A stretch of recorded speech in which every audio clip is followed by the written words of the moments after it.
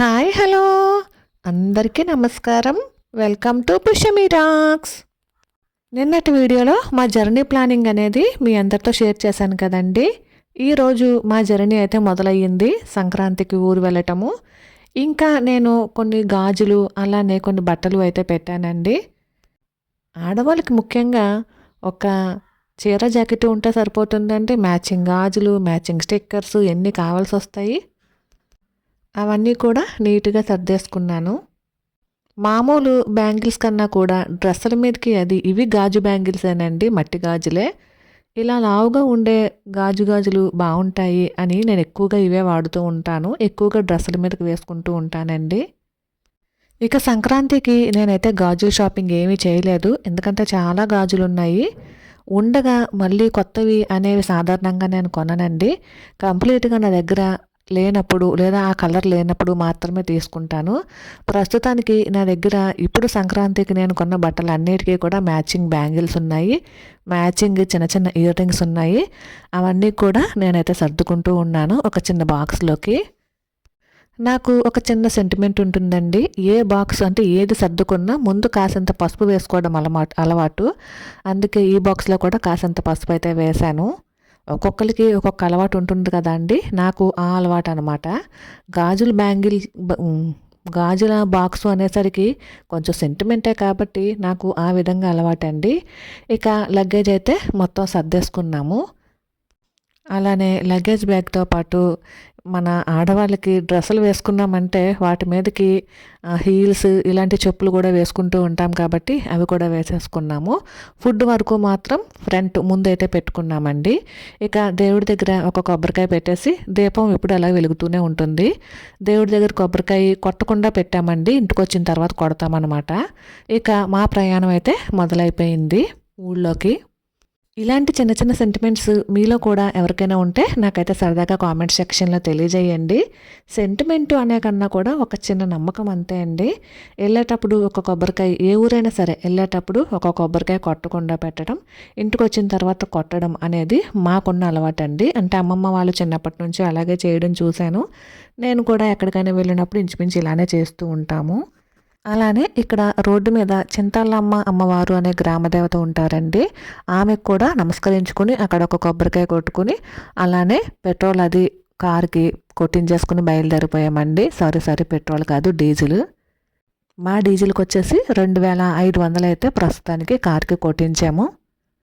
ఇక మా ప్రయాణం అయితే మొదలైపోయిందండి. మేము ముందుగానే బయలుదేరదాము అనుకున్నాము, కానీ లేట్ అయిందనే చెప్పచ్చండి.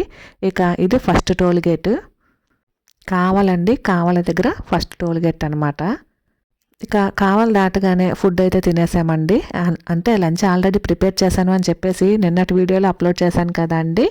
విజయవాడ వెళ్ళిన తర్వాత తిందాము అనుకున్నాను, కానీ మాకు చిన్న పని ఉండడం వలన మేము కొంచెం లేటుగా బయలుదేరామండి. ఇక మా ఫ్రెండ్స్ అయితే ముందే వెళ్ళిపోయారు. ఇక ఈ బాక్స్లే ఉదయం ఒక బాక్సు, ఈవినింగ్ ఒక బాక్సు, అంటే మార్నింగ్ లంచ్ ప్రిపేర్ చేసి ఆల్రెడీ అప్లోడ్ చేశాను కదండి. ఆ వీడియోలో చూపించినటువంటి 2 బాక్సులు కూడా మేమే తిన్నాము. లంచ్ బాక్స్ కింద ఒకటి, డిన్నర్ బాక్స్ కింద ఒకటి పెట్టేసుకున్నామండి. ఇంకా బయట అయితే ఫుడ్ తినలేదనే చెప్పచ్చు. 2 పూట్లకి కూడా ఫుడ్ అయితే బాగానే ఉందండి, పాడవలేదు. ఇక ఇక్కడ రోడ్డు చూసారండి, ఇది చాలా వెడల్పుగా ఉంటుంది. ఆ రోడ్డు గురించి తర్వాత మాట్లాడతానండి. ఇక ఒంగోలు అయితే వచ్చేసాము. మేము ఇటు ఒంగోలు మీద నుంచి ఎప్పుడు ఎక్కడికి వెళ్ళినా సరే కంపల్సరీ వల్లూరు అమ్మవారి దేవస్థానంలో ఒక కొబ్బరికాయ కొట్టుకుని అలానే అమ్మని దర్శనం చేసుకునే బయలుదేరతామండి. ఇది మాకున్న సెంటిమెంటు. చాలామంది కూడా ఇక్కడ ఆగుతూ ఉంటారంట. పైగా అదేంటోనండి, ఇక్కడ ఈ వల్లూరు అమ్మవారిని చూసేసరికి మనసుకి చాలా ప్రశాంతంగా అనిపిస్తూ ఉంటుంది. ఇక విజయవాడ 82 కిలోమీటర్లు 85 కిలోమీటర్లో చూపిస్తుందండి ఇక్కడ నుండి.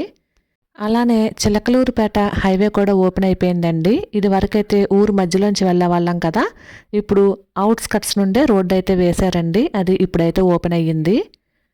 ఇక ఇందాక మీకు ఒక పెద్ద రోడ్డు చూపించాను కదా అండి, ఏంటి ఇక్కడ ఇంత పెద్దది ఉంది అని చెప్పేసి అడిగితే అది ఎమర్జెన్సీ ఫ్లైట్ ల్యాండింగ్ రోడ్ అటండి. ఇంచుమించు 10 కిలోమీటర్లు ఉందండి అది. అంటే మీలో చాలామందికి తెలిసే ఉంటుంది, తెలియని వారు తెలుసుకుంటారు అనే ఉద్దేశంతో చెప్తున్నాను. ఇక విజయవాడ బ్రిడ్జ్ మీదకైతే వచ్చేసామండి. ఇది విజయవాడ అమ్మవారి టెంపుల్ ఉండే కొండ. ఇక ఇక్కడ నుండే నమస్కారం చేసేసుకున్నామండి. ఎందుకంటే అమ్మవారిని దర్శనం చేసుకోవడానికైతే ఈరోజైతే వెళ్ళట్లేదు. ఇక నిన్నైతే చాలా ట్రాఫిక్ విజయవాడ అంతా ఉండింది అన్నారండి. ఈరోజు కూడా ఉంది, కానీ అంత ఎక్కువైతే లేదు. మాకు విజయవాడ దాటడానికి కేవలం 20 నిమిషాలు మాత్రమే పట్టిందండి. అంటే ట్రాఫిక్ దాటడానికి 20 నిమిషాలు మాత్రమే పట్టింది. నిన్న మా ఫ్రెండ్స్ వచ్చినప్పుడు చాలా టైం పట్టింది అని చెప్పేసి అన్నారండి. గంటల కొలిది ఉన్నాము ట్రాఫిక్లో అనేసి అన్నారు. ఈరోజైతే అంత ట్రాఫిక్ అయితే లేదండి. ఆల్మోస్ట్ సంక్రాంతి ఊర్లు వెళ్ళే వాళ్ళందరూ కూడా నిన్నే వెళ్ళిపోయి ఉంటారు, అందుకే అంత ట్రాఫిక్ ఉందేమో. ఈరోజైతే ఉంది, కానీ పర్వాలేదు, తక్కువే ఉందని చెప్పచ్చు. అలానే ఇక్కడ మేము లాస్ట్ ఇయర్ వచ్చినప్పుడు ఇక్కడ కూడా అమ్మవారికి ఏదో జాతర జరిగిందండి. అప్పుడు కూడా చాలా ట్రాఫిక్ ఉంది. ప్రజెంట్ అయితే మరి జాతర నిన్న ఏమన్నా అయిపోయిందో లేకపోతే ఈరోజు ఈవినింగ్ ఏమైనా స్టార్ట్ అవుతుందో తెలియదు, కానీ ప్రజెంట్ అయితే రోడ్డు బాగానే ఉందండి. లైటింగ్ అది చాలా బాగా పెట్టారు. మీ అందరికీ చూపిద్దాము అనే ఉద్దేశంతో వీడియో అయితే తీసానండి. ఎవరైనా సరే విజయవాడ మీద నుంచి ఊర్లు వెళ్ళే వాళ్ళు ఈ లైటింగ్ అది చూసే ఉంటారు కదా. ఎవరైనా చూసినట్టయితే సరదాగా కామెంట్ సెక్షన్లో తెలియజేయండి. ఇక మేము మా ఊరు వచ్చేసరికి ఆల్మోస్ట్ చీకటి పడిపోయిందనే చెప్పచ్చు. ఇక రాజమండ్రి బ్రిడ్జ్ అయితే ఎక్కేసామండి. అటు సైడ్ ఉన్నటువంటి బ్రిడ్జ్కి లైటింగ్ అయితే పెట్టారు, చూడడానికి చాలా బాగుంది అని మీ అందరికీ కూడా షేర్ చేద్దామని వీడియో అయితే తీస్తున్నానండి. లైటింగ్ అయితే చాలా బాగా కనిపిస్తూ ఉంది. ఇంచుమించు బ్రిడ్జ్ అంతా కూడా లైటింగ్ అయితే పెట్టారండి, చూడడానికి చాలా అందంగా ఉంది. ఇక కేశవరం సత్తంతల్లి అమ్మవారి గుడి అండి ఇది. మా చుట్టుపక్కల గ్రామాలలో ఎవరైనా సరే ఎక్కడికైనా వెళ్ళేటప్పుడు లేదా కేశవరం సత్తంతల్లి అమ్మవారి గుడి అండి ఇది. మా చుట్టుపక్కల గ్రామాలలో ఎవరైనా సరే ఎక్కడికైనా వెళ్ళేటప్పుడు లేదా బయట నుండి వచ్చేటప్పుడు అయినా సరే ఈ అమ్మవారిని కంపల్సరీ దర్శించుకుని వెళ్తారండి. చల్లని తల్లి, ఈ అమ్మవారి టెంపుల్ దగ్గర నమస్కరించుకుని వెళితే ఆ పనులన్నీ సక్రమంగా జరుగుతాయని అందరి యొక్క నమ్మకం అండి. ఇక వచ్చేసామండి మా ఊరికైతేనే. వీరులమ్మ జాతరకైతే లైటింగ్ అది సిద్ధం చేస్తూ ఉన్నారు. వీధులు పొడవునా కూడా అప్పుడే భోగిమంటకైతే ఏర్పాటు చేసేసారండి. మేము ఇంటికి వచ్చేసరికి ఆల్మోస్ట్ 9:30 అయిపోయింది. ప్రతి చోట కూడా భోగిమంటకి ఏర్పాట్లు అయితే చాలా బాగా చేశారు.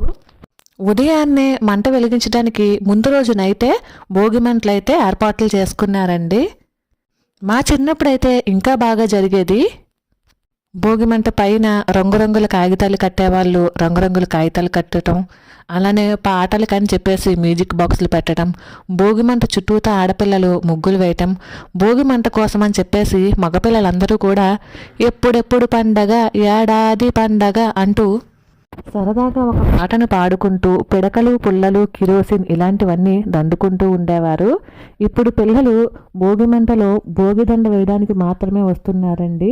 ఇప్పుడు ఎవరూ కూడా అలా దండటం లేదు ఈ మధ్యకాలం అయితేనే. ఇక చుట్టుపక్కల ఉండే పెద్దవాళ్ళు మాత్రమే ఈ భోగి మంటనైతే వేస్తూ ఉన్నారండి. ఇప్పుడంతా కూడా 5G కాలం కాబట్టి ఓన్లీ ఫొటోస్కి, వీడియోస్కి మాత్రమే భోగి మంట అన్నట్టు అయిపోయింది. సరే, గత జ్ఞాపకాలను నెమరువేసుకుంటూ రేపటి భోగి పండుగ ఏ విధంగా మేము సెలబ్రేట్ చేసుకున్నాము అనేది రేపటి వీడియోలో పోస్ట్ చేస్తానండి. మరైతే ఇదేనండి వాళ్ళ వీడియో. ఈ వీడియో కనుక మీకు నచ్చినట్లయితే please like, share and subscribe. మరైతే ఉంటాను. Thank you for watching. Bye.